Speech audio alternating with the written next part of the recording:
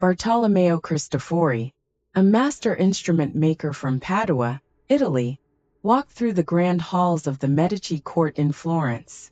It was the year 1700, and Cristofori, wearing his long brown woolen tunic and leather apron, was known among musicians and nobility alike for his talent in creating intricate harpsichords and clavichords, two of the most favored instruments of the day. His dark hair, streaked with gray, and his thick, well-trimmed beard gave him a wise and thoughtful appearance, though he moved with the energy of a man in his prime. Cristofori had been working for Prince Ferdinando de' Medici, a patron of the arts, for several years now. The prince was a lover of music and enjoyed holding concerts and gatherings to showcase the finest instruments and musicians in Italy. While he appreciated Cristofori's harpsichords, he had been asking for something revolutionary, a new instrument that could offer a greater range of volume and expression. The harpsichord's plucked strings could only produce one level of loudness, and the clavichord, while expressive, was too quiet for large halls.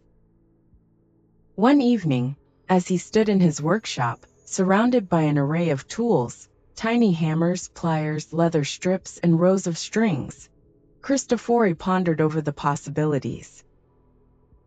The challenge, he knew, lay in finding a way to strike, rather than pluck, the strings. This would allow musicians to vary the sound's intensity by changing the force applied, opening up a world of expressive potential. Inspired by his vision, Cristofori began sketching his plans late into the night. His fingers, calloused from years of delicate work, traced ideas on parchment, an arrangement of tiny hammers, hinged levers, and dampers.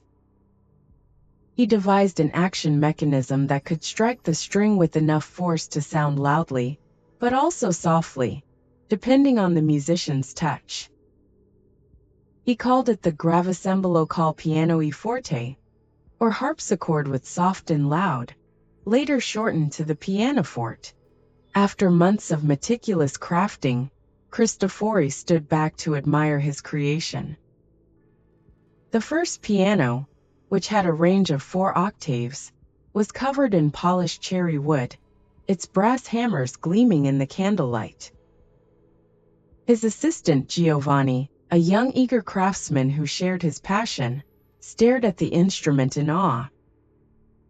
Giovanni, dressed in a simpler tunic but with the same brown leather apron, had been by Cristofori's side through countless late nights, learning every detail of the innovative action mechanism.